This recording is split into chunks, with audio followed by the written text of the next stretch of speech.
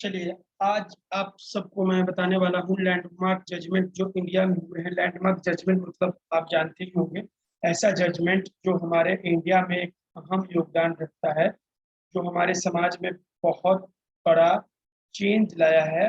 उसी के बारे में हम लोग जानेंगे इस चैप्टर में। तो हम लोग क्वेश्चन के थ्रू जानने का प्रयास करेंगे और आप लोग बताइएगा कि आप लोगों को ये कैसा लगा। अगर आपको कोई राय या सुझाव देना है तो आप कमेंट सेक्शन में भी राय या सुझाव दे सकते हैं, या मुझे पर्सनली मैसेज करके भी अपना राय या सुझाव दे सकते हैं। जो लोग सीरियस एस्पिरेंट है उनसे मैं उम्मीद करूंगा कि ये वीडियो को पूरा देखेंगे और समझेंगे। तो चलिए, पहले मैं अपना स्क्रीन शेयर कर देता हूँ ताकि आप लोगों को दिखे। उम्मीद है कि अब आप लोगों को स्क्रीन दिखने लगा होगा। तो आप पढ़ सकते हैं। क्वेश्चन नंबर 1 लिखा हुआ है, Shakti Vahini versus Union of India is related to which of the following case. Shakti Vahini किस केस से रिलेटेड था? तो ये केस था ऑनर किलिंग एंड खाप पंचायत। अब जानना चाहेंगे ऑनर किलिंग एंड खाप पंचायत क्या है। आपको बताएं, ऑनर किलिंग एक ऐसा प्रकार का किलिंग होता है जिसमें माता या पिता अपने बच्चों को मार देते हैं ताकि उनकी समाज में इज्जत बनी रह सके। अगर कोई हाई कास्ट का लड़का या लड़की लो कास्ट के लड़की या लड़के से शादी कर लेती है तो उनके माँ पिताजी लड़की वाले के या लड़के वाले के अगर हत्या कर दें अपना ऑनर यानी अपना मान सम्मान और इज्जत को बचाने के लिए, उसी किलिंग को बोलते हैं ऑनर किलिंग एंड खाप पंचायत का ये केस था। तो आप उम्मीद है कि समझ गए होंगे। दूसरा है टेम्पल एंट्री केस। तो टेम्पल एंट्री केस जो है वो सबरीमाला केस है। आप लोगों को पता होगा, सबरीमाला करके एक मंदिर है, वहां पर एंट्री अलाउ नहीं था। 10 साल से लेकर 50 साल की महिलाओं का, उससे ऊपर का अलाउ था। तो उसी टेम्पल एंट्री केस में ये अलाउ किया गया, वही केस किया गया था, उसी के बारे में टेम्पल एंट्री केस किया गया हुआ है। इसका आंसर हो गया ऑनर किलिंग एंड खाप पंचायत। मैं आपको जो जो ऑप्शन में दिया है उस ऑप्शन में जो जो लैंडमार्क जजमेंट की इंपॉर्टेंट बातें हैं मैं आपको बताते चल रहा हूं। आप ध्यान से सुनते चलेंगे और नोट भी करते चलेंगे। तो आगे चलते हैं। एडल्ट्री। एडल्ट्री एक ऐसा अटपटा टाइप का क्राइम था जिसमें गलती करे कोई और भुगतना किसी और को पड़ता था। जैसे इस केस में होता था कि कोई भी इंसान अगर किसी के साथ सेक्सुअल रिलेशनशिप बनाता है जो शादीशुदा है, जैसे कि दो पति और पत्नी है, उनकी पत्नी अगर किसी दूसरे व्यक्ति के साथ नाजायज संबंध बनाती है, तो सेक्सुअल रिलेशन बनाती है, तो पत्नी को सजा नहीं मिलती थी, बस उसी बंदे को सजा मिलता था जो बंदा उस लड़की के साथ नाजायज संबंध बना रहा है। तो ये बिल्कुल गलत था क्योंकि गलती के भागीदार दोनों लोग थे।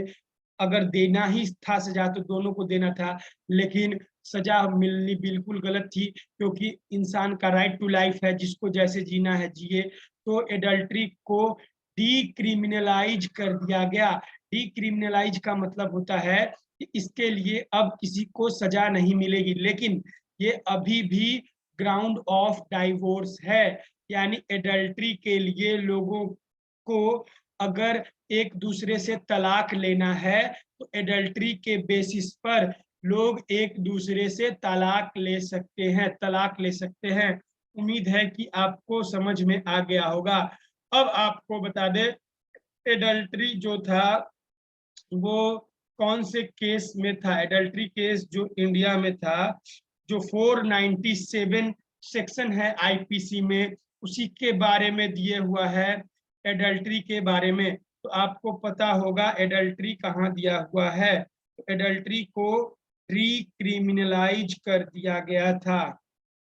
कब किया गया था? 2018 में हमारे माननीय सुप्रीम कोर्ट ने इसको डीक्रिमिनलाइज कर दिया था, यानी कोई अब ये क्रिमिनल एक्ट नहीं है। तो ये इसके लिए किसी को भी सजा नहीं मिलेगी। अगर कोई शादीशुदा पत्नी अगर किसी दूसरे व्यक्ति जो उसका पति नहीं है अपनी इच्छा से संबंध बनाती है और उसका उम्र 18 साल से अधिक है, तो दोनों में से किसी को, संबंध बनाने वाला व्यक्ति और वो महिला, दोनों में से किसी को भी कोई सजा नहीं होगी। यहाँ तक उम्मीद करके मैं चल रहा हूँ कि आप सभी को समझ में आ गया होगा। एडल्ट्री वाला केस कब आया वो मैं बता दिया। ये 497 आईपीसी में दिया हुआ था, जो कि अब डीक्रिमिनलाइज हो गया है। अब इंडिया में कोई भी एडल्ट्री करता हुआ पाया गया, उसके लिए अगर केस किया जाएगा तो उसको सजा नहीं दी जाएगी। मैं बार बार इसलिए बता दे रहा हूँ क्योंकि जो लोग पहली बार देख रहे होंगे उनको याद हो जाए। तो चीफ जस्टिस जो थे हमारे दीपक मिश्रा जी ने ये डिसीजन दिया था और उन्होंने कहा था कि बस ये एक सिविल प्रॉब्लम रह गया है और इसके लिए लोगों को सजा दी जा सकती है, एक ही जो है डाइवोर्स की सजा, उसके अलावा और कोई दूसरी सजा नहीं दी जा सकती है।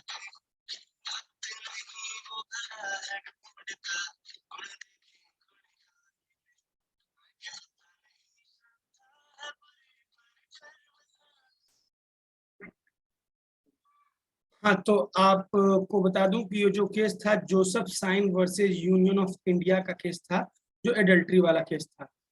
अगला क्वेश्चन ही है, Joseph Shine versus Union of India is related to, तो ये है सेक्शन 497, इसी में एडल्ट्री की बात की गई है। और ये section 497 Indian penal code 1860 IPC में दिया हुआ है, जैसा कि आप जानते होंगे। टेम्पल एंट्री का केस हम लोगों ने डिस्कस कर ही लिया। राइट टू प्राइवेसी में हम लोग देखेंगे पुट्टा स्वामी का केस जो किया था, जिसको आधार कार्ड केस के नाम से भी जाना जाता है। और टेम्पल एंट्री जो सबरीमाला वाला केस है वो हम लोगों ने डिस्कस कर ही लिया। अब आते हैं नीचे, Indian Young Lawyers Association versus state of Kerala related to Sabarimala temple entry case. ये कॉमन सेंस लगाइए, क्यों जो लॉयर्स हैं वो टेम्पल एंट्री केस पे केस करेंगे, वैलिडिटी ऑफ आधार कार्ड पर बिल्कुल नहीं करेंगे, ये पुट्टा स्वामी वाला है। ट्रिपल तलाक केस हो ही नहीं सकता है, तो इसका आंसर क्या हो सकता है? ग्रीन क्रैकर केस भी नहीं हो सकता है, इसका केस है सबरीमाला टेम्पल एंट्री केस। कैसे है मैं बता रहा हूँ, क्योंकि जो यंग लॉयर्स एसोसिएशन जो थे उन लोगों ने फैसला किया कि सबरीमाला में लोगों को, मंदिर में लोगों को नहीं जाने दिया जा रहा है, महिलाओं को, जिनका इश्यू है, जो इश्यू आप सबको पता होगा, अगर नहीं पता है तो मैं बता देता हूँ। जो महिलाओं की जो इश्यू होती है, जो ब्लड गिरता है उसमें एंट्री नहीं होती है बॉडी से, जिसको बोलते हैं मेंस्ट्रुअल साइकिल का जो पीरियड होता है, जब उनका मेंस्ट्रुएशन होते रहता है उस वक्त उनको एंट्री नहीं दी जाती थी। और किन्हीं को नहीं दी जाती थी, यही मानकर 10 साल से 50 साल की महिलाओं को, क्योंकि उनके अंदर मेंस्ट्रुअल साइकिल होने का चांस ये लोग मानते थे, जो बिल्कुल गलत था।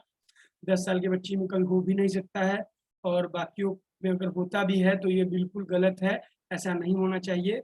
और इसके खिलाफ वो केस हुआ था और एंट्री अलाउ कर दिया गया था। Validity of Aadhaar card, Aadhaar card के अस्तित्व पर सवाल उठा दिया गया था कि जो आधार कार्ड बना रहे हैं इसे सरकार गलत इस्तेमाल कर सकती है, लोगों का डेटा ले लेगी और सरकार इसको अगर विदेश वाले को बेच दे, एक कहने का सेंस है, तो भारत के लोगों को बहुत दिक्कत हो जाएगा। अगर सरकार का दिमाग फिर गया तो ऐसा होगा नहीं, मतलब बात कर रहे हैं।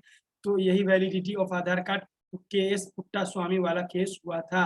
और ट्रिपल तलाक केस जो था, 3 बार बोल देते थे, मुस्लिम लॉ में आप पढ़ेंगे तलाक तलाक तलाक, और तलाक मान लिया जाता था, वो रेगुलर इंटरवल पर भी हो जाता था। एक ही बार में लोग 3 बार तलाक तलाक तलाक बोल देते थे, उसी को खत्म किया गया था।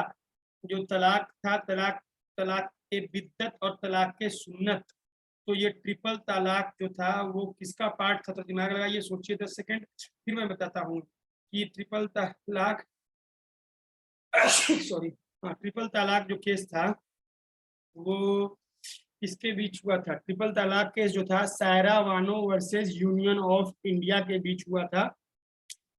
तो ये ट्रिपल तलाक केस जो था वो सही नहीं था। तो ये ट्रिपल तलाक तलाक के बिद्दत था या तलाक के सुन्नत था या क्या था? तो आपको पता होगा, अगर नहीं पता है तो मैं बता दूं, ट्रिपल तलाक जो था वो जब भी मन करता था, खास करके पुरुष लोग ऐसा करते थे, पुरुष लोग के लिए ही बनाया हुआ था, महिलाओं पर अत्याचार करते थे, उनको तलाक तलाक तलाक बोल के छोड़ देते थे, जिसके चलते उनको दिक्कत आती थी। तो सायरा बानो ने जाकर केस कर दिया और इसके चलते सभी महिलाओं को इंसाफ मिलना शुरू हुआ और सुप्रीम कोर्ट ने इसको कहा कि कोई बात नहीं है, मुस्लिम पर्सनल लॉ में दिया है, फिर भी आप नहीं कर सकते हैं, और इसको खत्म कर दिया गया। ये तलाके बिद्दत था, आपको बता दूं, तलाके बिद्दत। आप तलाके बिद्दत के बारे में पढ़ेंगे, अगर नहीं समझ में आएगा तो मुझे कमेंट सेक्शन में कमेंट करेंगे, मैं जब भी मुस्लिम लॉ पढ़ाऊंगा उस वक्त अच्छे से बता दूंगा। अब आते हैं Indian Young Lawyers Association versus State of Kerala related to, बता दिया सबरीमाला मंदिर केरला में है, ऐसे आप याद रख सकते हैं। सबरीमाला टेम्पल एंट्री केस में ऐसा हुआ था, यंग लॉयर एसोसिएशन ने मिलकर केस किया था कि महिलाओं को एंट्री देनी चाहिए सबरीमाला मंदिर में, जो केरल में है। जस्टिस के S Puttaswamy versus Union of India is related with which of the following case, कौन सा केस था?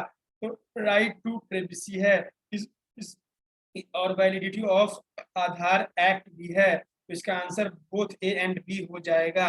राइट टू प्राइवेसी का मतलब होता है हर एक इंसान का जो भी करना चाहता है प्राइवेटली वो कर सकता है, इसीलिए आर्टिकल 21 में राइट टू प्राइवेसी को ऐड भी कर दिया गया। और validity of Aadhaar card act 2016, यानी आधार कार्ड को लेकर सवाल उठाया गया था कि आधार कार्ड कहाँ तक सही है, और इसको देखकर विदेश में लोगों ने बातें मानी और आधार जैसा उनका जो जो डॉक्यूमेंट था उसको डिसकंटिन्यू कर दिया, लेकिन इंडिया में अभी भी कंटिन्यू है और कंटिन्यू रहेगा। अब live streaming of proceeding case, तो इसमें लाइव स्ट्रीमिंग नहीं हुआ था इस केस में।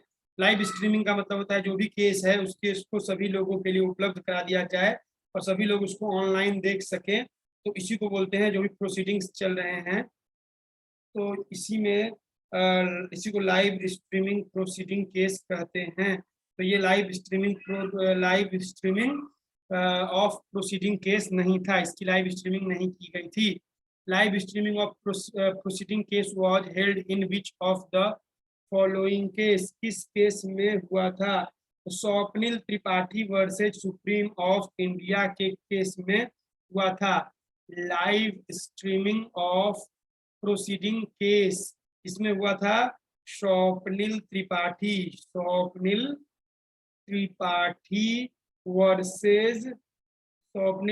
वर्सेज किसमें हुआ था? Swapnil Tripathi versus supreme court of India, इसमें बातें की गई थी, आप इसको ध्यान में रखेंगे। Swapnil Tripathi versus supreme court of India case क्या था? आप लोगों को पता है तो 10-20 सेकंड के लिए वीडियो पॉज कीजिए, सोचिए, अगर सोच लेते हैं तो अच्छी बात है, नहीं सोचते हैं तो मैं बताऊंगा। Swapnil Tripathi versus supreme court of India या यूनियन ऑफ इंडिया 3 जज बेंच, जो चीफ जस्टिस दीपक मिश्रा उस वक्त के सीजीआई थे, उन्होंने कहा कि कोर्ट का लाइव प्रोसीडिंग होना चाहिए कुछ केसेस में जो पब्लिक इंपॉर्टेंस के हैं, ताकि इसको देखकर लोग जान सकें कि हमारे देश में किस प्रकार की चीजें होती हैं और लोगों का लॉ पढ़ने में इंटरेस्ट जगे और लोग इस फील्ड में आए जो लोग आना चाहते हैं और हमारे देश को एक नया मुकाम तक पहुंचाने का काम करें। इसीलिए जस्टिस दीपक मिश्रा जी ने ये कदम उठाया था। उम्मीद है कि आप लोगों को यहाँ तक समझ में आ रहा होगा। तो कुछ देर के लिए आप अपने दिमाग पर जोर दीजिए और जितना केस अभी डिस्कस कराए हैं उसको रिवाइज करिए, फिर आगे चलते हैं। 30 सेकंड 40 सेकंड के लिए रोक लीजिए, उसको सोचिए, फिर आगे चलते हैं। इससे आपका रिवीजन भी होते रहेगा और आगे की टॉपिक भी पढ़ाई होती रहेगी। हाँ, तो हम लोगों ने कर लिया था, आपने उम्मीद है कि वीडियो पॉज किया होगा और पीछे वाले को रिवाइज किया होगा। अब अगला क्वेश्चन है, reservation in promotion case was held in which of the following case, यानी किस केस में बातें की गई थी रिजर्वेशन प्रमोशन में देने के लिए। कहाँ कहाँ प्रमोशन हो सकता है, जॉब वगैरह में, उसी की प्रमोशन की बात हुई थी। तो जारनेल सिंह वर्सेज लक्ष्मी नारायण गुप्ता ऑप्शन है, Saira Bano versus union of India, government of Delhi versus union of India, D है ऑल ऑफ द एबव। तो आप देखिए सायरा बानो वाले में तो रिजर्वेशन की बात नहीं हुई थी। आपने सायरा बानो केस के बारे में अगर सुना होगा तो आपको इतना पता होगा, तो ये क्वेश्चन से इलिमिनेट हो गया।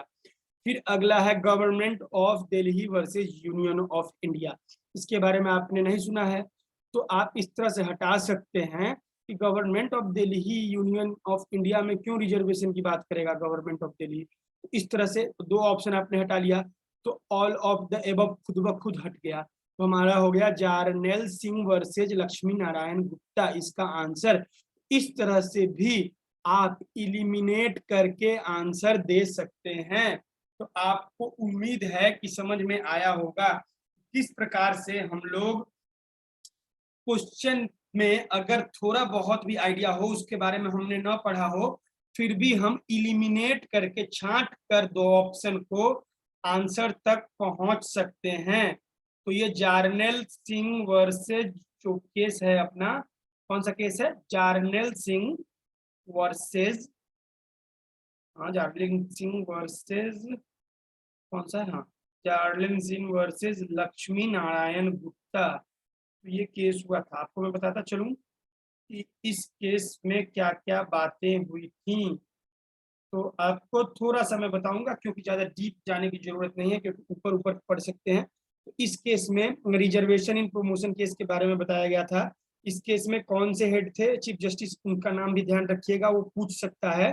तो दीपक मिश्रा जी थे, एस के कौल थे, जस्टिस कुरैन जोसेफ थे, जस्टिस आर एफ नरीमन जी थे, और जस्टिस इंदु मल्होत्रा जी भी थी। इसी में बात हुआ था। इसमें कहा गया था कि promotion not only covered advancement to higher position or rank but also implied advancement of higher। तो आप देख सकते हैं इसमें कहा गया था कि आप लोग सिर्फ प्रमोशन को हल्के में नहीं ले सकते हैं। प्रमोशन में अगर आप रिजर्वेशन देने लगेंगे तो बहुत दिक्कत हो सकती है। इसी के बारे में केस में कहा गया था। 27% रिजर्वेशन जो दिया गया था वो केस के बारे में आप जानते होंगे, उसमें डिस्प्यूट था Indira Sahni versus union of India, जिससे कोर्ट के ओपिनियन 16 आर्टिकल 16 क्लॉज 4 का वायलेशन हो रहा था। उसमें आप जाकर पढ़ सकते हैं 16:4, मैं यहाँ बता सकता हूँ, लेकिन अगर आप जाएंगे और बेयर एक्ट से पढ़ेंगे तो ज्यादा अच्छे से क्लियर होगा। तो उसमें बताया गया है कि आप रिजर्वेशन उतने ही सीमा तक दे सकते हैं। तो ये दोनों केस एक दूसरे केस से जुड़ा हुआ है, तो आप लोगों को थोड़ा सा एक दूसरे केस से ज्वाइन करके भी पता होना चाहिए। तो समझ गए, इस केस में रिजर्वेशन की बात हुई थी, बस आप इतना याद रखें, इसके ज्यादा अंदर याद रखने की जरूरत नहीं है। और इंदिरा साहनी वाले में भी रिजर्वेशन केस के बारे में बात हुई थी। ये दोनों केस में रिजर्वेशन की बातें हुई थी। इंदिरा साहनी वाले में नॉन क्रीमी लेयर के बारे में बात हुई थी, ओबीसी वाले में नॉन क्रीमी लेयर आते हैं उनके बारे में, तो इतने ज्यादा डीप जाने की जरूरत नहीं है। अगला केस है आपका Saira Bano versus union of India, और एक है government of Delhi versus union of India. तो हम लोगों ने Saira Bano versus union of India case किया था ऊपर, बताइए आप लोगों को याद हो तो।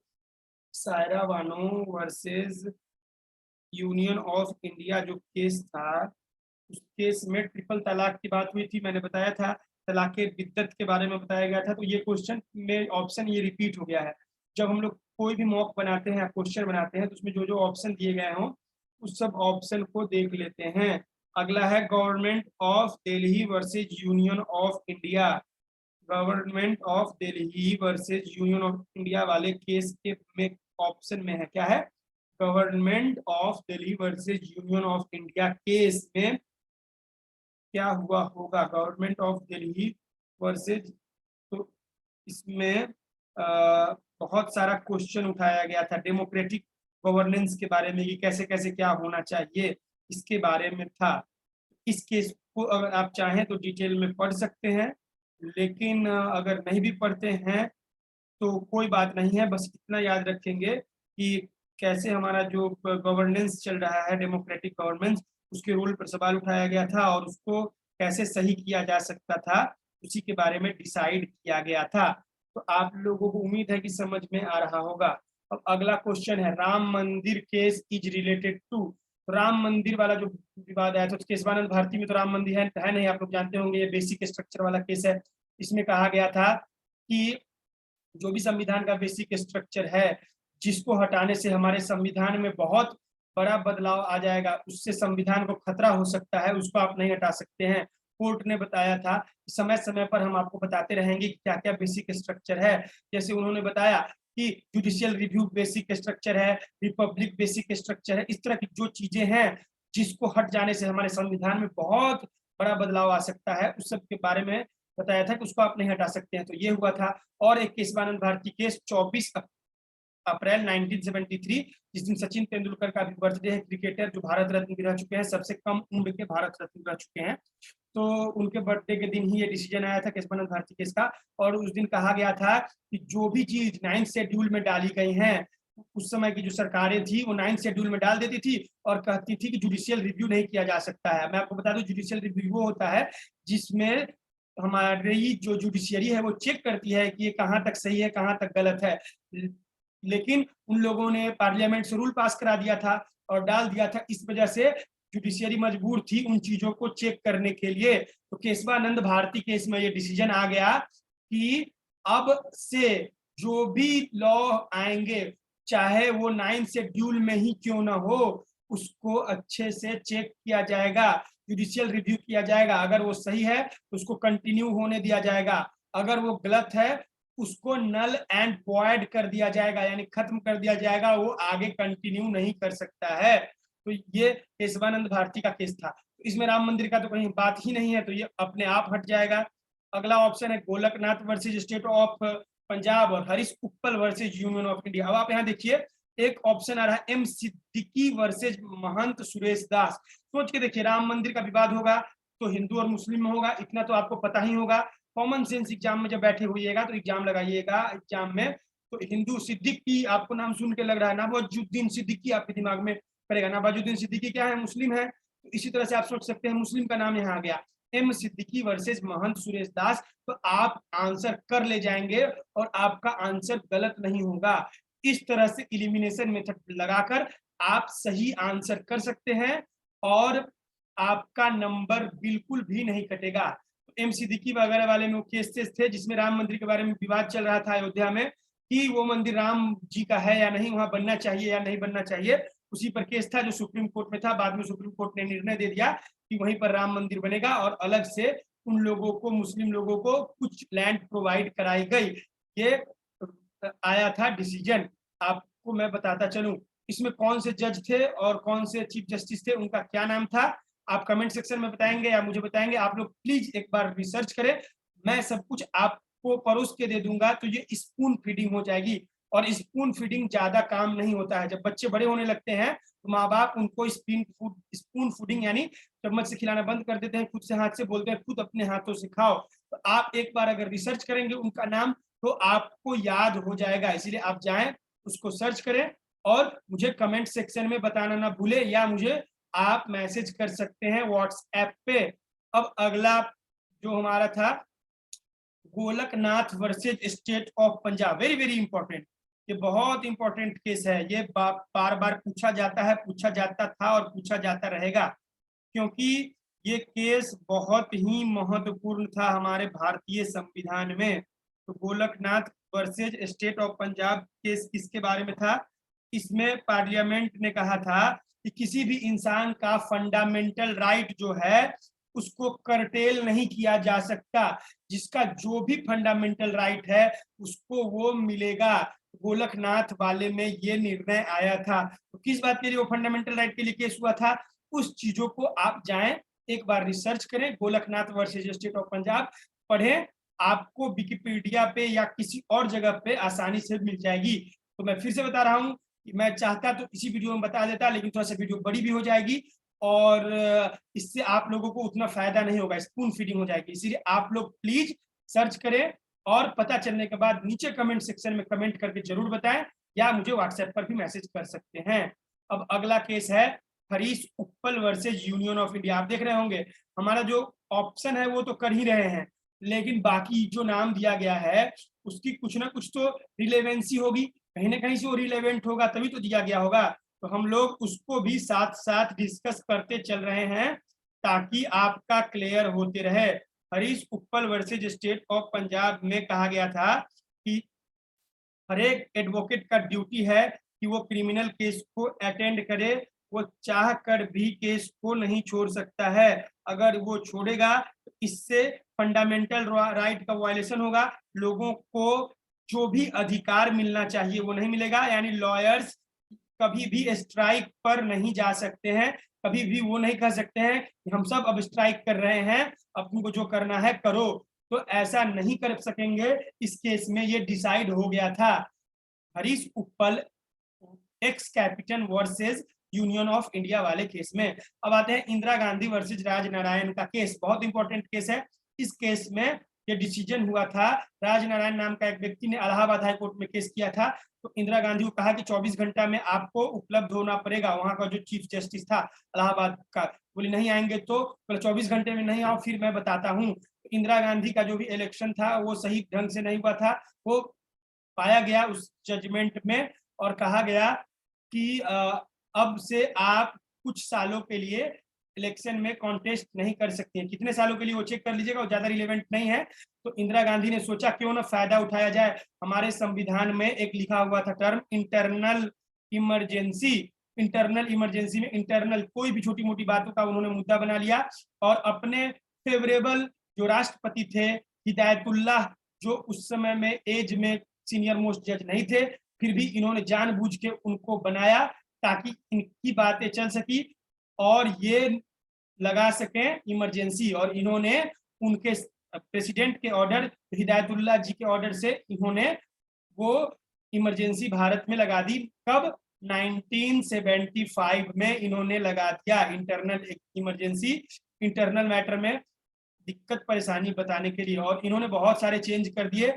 1976 में 42nd अमेंडमेंट ला दिया, जिसको हम लोग मिनी कॉन्स्टिट्यूशन के भी नाम से जानते हैं, क्योंकि इससे ट्राइब्यूनल्स भी आया था जिसमें जल्दी से कोर्ट में डिसीजन हो जाए। जैसे आर्म फोर्स वगैरह वाले लोग हैं, उनका केस अगर रेगुलर कोर्ट में चलेगा तो बहुत लंबा पड़ जाएगा।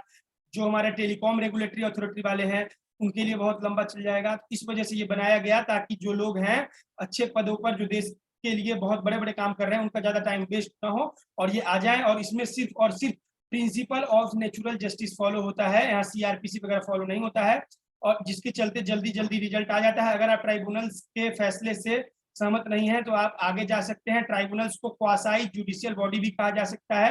ये कोर्ट के बराबर बिल्कुल भी नहीं होता है, इसके डिसीजन को चैलेंज किया जा सकता है।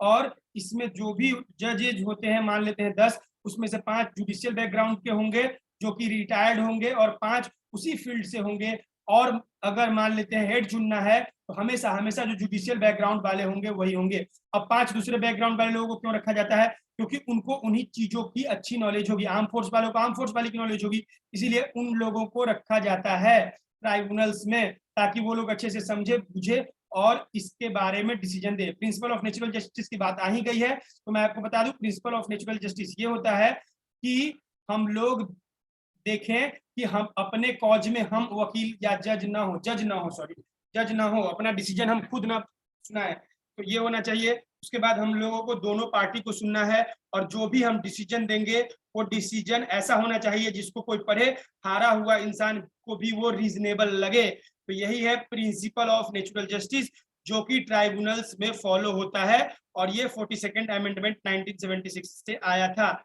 और इसी में प्रियम्बल में भी चेंज आया था। सोशलिस्ट, इंटीग्रिटी और सेकुलर लगाया गया था इंदिरा गांधी के द्वारा। वो अपना पावर दिखाना चाहती थी, देखो मैं क्या क्या कर सकती हूँ, मैं संविधान में बदलाव ला सकती हूँ। वो डायनेमिक लेडी थी, वो अपना वर्चस्व दिखाना चाहती थी, इसीलिए उसको लगा दिया गया। और इसके बारे में भी चैलेंज किया गया, लेकिन बाद में देखा गया कि ये वायलेशन नहीं कर रहा है बेसिक स्ट्रक्चर का, इसी के लिए इसको कंटिन्यू कर दिया गया आगे के लिए। उम्मीद है कि आप लोगों को समझ में आया होगा। अब अगला क्वेश्चन चलते हैं। Which of the following case resulted in first amendment of the Indian constitution? किस केस के चलते पहला अमेंडमेंट आया? Golaknath versus state of Punjab, Kesavananda Bharati versus state of Kerala, Champakam Dorairajan versus state of Madras, ADM Jabalpur versus Shukla.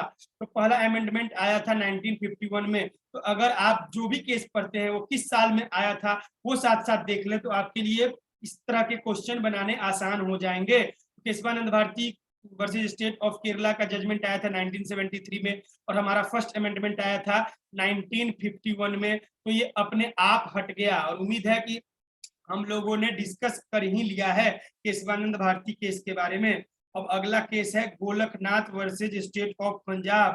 तो ये भी 1951 में नहीं आया था। Golaknath versus state of Punjab 1967 में आया था। इसका अगर आप ईयर साथ साथ लिख लें इस तरह का क्वेश्चन बहुत आसान हो जाएगा। तो ये अपने आप हट गया। अगला है ADM Jabalpur versus Shukla. ADM Jabalpur versus Shukla किस ईयर में आया था? ये अगर हमको याद आ जाए एग्जाम के टाइम या अभी से हम लोग याद कर लें तो ये कभी गलत नहीं होगा। एडीएम जबलपुर वर्सेज शुक्ला का जो जजमेंट है वो 1977 में आया था। तो इस तीनों का मुझे पता चल गया, हम लोगों ने याद रखा है। और Champakam Dorairajan versus state of Madras का है फर्स्ट अमेंडमेंट में, क्योंकि तीन हमारा हट गया।